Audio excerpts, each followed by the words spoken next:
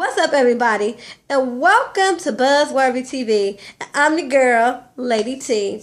So, as you guys know, it's Jumpstart January, and I couldn't do a video every day for the month of January without talking about, you know, Dr. Martin Luther King and his legacy.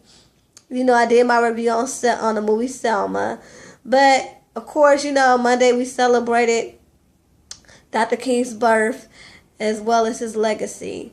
And as I was reflecting on that the other day, about all the great things that he's done to ignite progress in our society, where, I do think we have a lot more to do and a long way to go still.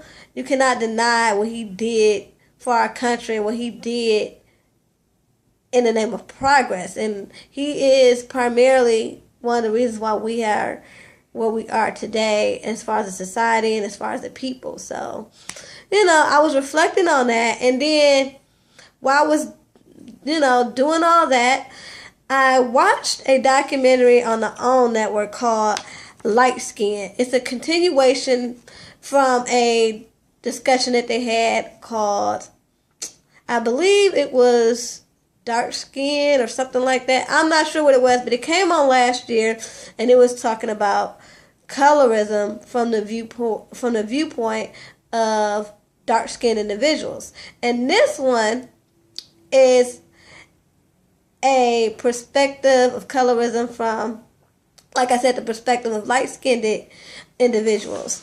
And it's very interesting. Like I said, I seen the first one last year. I seen this one the other night, and it just really made me realize, well, not realize, because you got to be under a rock to not see that colorism still exists. Colorism has been here since since slavery. If we want to go back to the light skin people got, they got better treated than the dark skin. I'm not just talking about field nigga and house nigga. I'm talking about overall, they got treated better. They had, a lot more privileges than the dark skinned people who were in slavery. And so, we also think that, it just shows how much things have not changed, because if you think going back to slavery, how light-skinned individuals did have, more benefits. They had more privilege. And I'm not a dark-skinned girl trying to bash the light skin, because really I don't do that. If you know me, I really don't see color. I have so many people in my life, and I'm blessed to be very diverse in the people that's in my circle and everything of that nature. But I'm just stating facts about how society views light skin and dark. It's just a fact. And I'm not, like I said again, I'm not here to bash anything. I'm just here to state facts. And even today, yes, slavery is over, but that light skin privilege is still there. Light skinned individuals are more likely to get ahead in business than someone of a darker complexion. I don't know why that is. It's just, I don't know, because they seem less threatening, or because they're more they more favor the color that is socially acceptable. And I tend to go with the latter, that their skin tone is more acceptable to, what society deems to be beautiful. So they do get more privilege than dark skin, because, synonymously, when you think of dark skin, you think of dirt, you think of uncleanliness. If you look up, black and white in the dictionary, you have black as dirt, unclean, filthy, and white as pure, clean, and all this other things.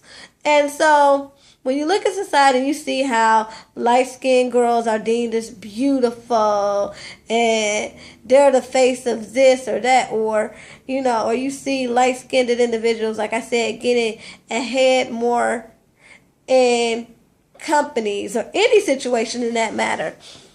It is very disheartening, and especially when a dark-skinned individual feel like they've done everything they can, and they feel like I'm getting passed over by the color of my skin.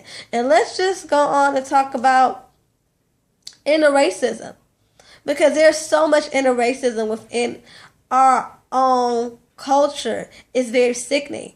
It's always been the lights against the darks. I mean, I was so glad when Spike Lee did that movie School Days, because yes, it was fictional, but it does talk about what we're afraid to talk about: colorism, how light-skinned people are held on a pedestal and dark-skinned individuals are not. And it's something that we deal with in our race. We so quick to say, oh, that person's dark skinned, or so, like, I don't like guys, for instance. One example, Young Bird.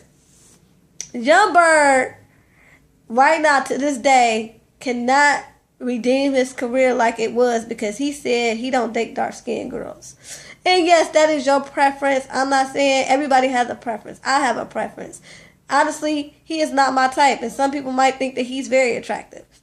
So it's not that you're not allowed to have a preference. It was just his statement made it seem like his preference was going to overshadow him being able to be open-minded and not be prejudiced against somebody's skin tone. Because it's like, okay, you can have a preference, but it seemed like just because this person was dark-skinned, automatically he wasn't going to try to talk to her. Instead of just saying, you know what? I have a preference, but this woman right here is awesome. She's still beautiful. I'm still going to talk to her. That's what is the difference between having a preference and being just blatant racist. And we as a community need to stop with the inner racism. Because maybe if we stop, same thing with the black on black crime. We're all sitting up here still mad about Ferguson, about the Trayvon Martin case. Hell, shoot, even go back to Rodney King. We're still mad about, how white men are killing our people.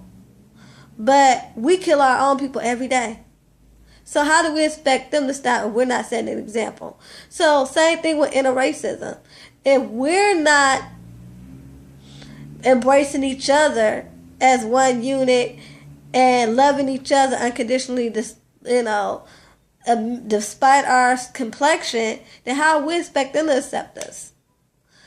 So anyway, and then the media is not making it any better. I mean, like, look at the lack of roles that portray dark-skinned individuals. Like now, we got Idris Elba, Taraji P. Henson, and Jamie Foxx, and Gabrielle Union.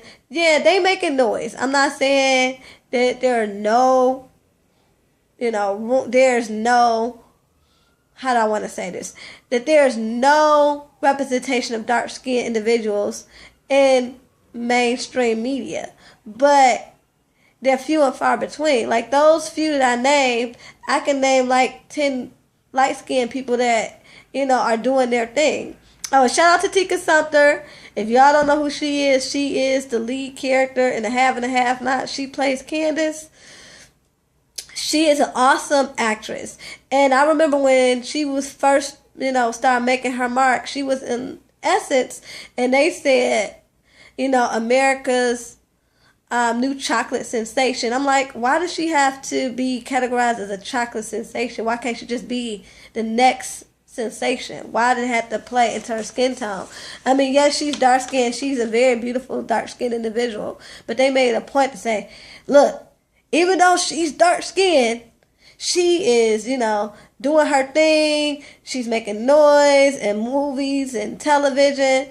It's like they made a point to say, in spite of her skin tone, she was finding success in mainstream media, and I just didn't like that. But anyway, and I mean, like, even with the Aaliyah movie, like, if you look at it, okay, they made Aaliyah biracial because to me they were saying, like, we can't find an African American woman that's pure. What is pure African American woman? But you can obviously tell that this girl was mixed, and Aaliyah had two African American parents. She was not mixed. We all have some different bloodlines. If we search our history, we're not fully African American and all that. We know that. But she had two parents that were primarily African American, and the girl looked mixed because it seemed like they didn't even try to find an African American girl. I guess they were like, she has long hair, she's pretty, we got to make her mixed. Same thing with Damon Dash. They lightened him up. It was just so much whitewashing in that film.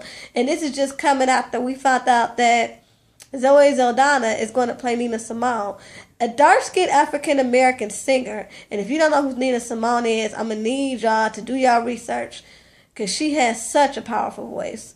But anyway, someone of lighter complexion who's going to have to probably do some dark makeup when they could have got a dark-skinned actress to play Nina Simone. I just don't get it. Oh, I forgot one more thing about the Aaliyah movie. The girl who played Missy Elliott, if you look her up, she's of lighter complexion than Missy. The darkness that you did see, they had to put on theatrical makeup. And I'm like, but you couldn't find nobody dark-skinned who could play Missy? Not even dark-skinned and heavyset, just to have that representation there. It was like they found a light-skinned, skinny actress, and I was just like, wow. So whitewashing in the media is definitely very prevalent.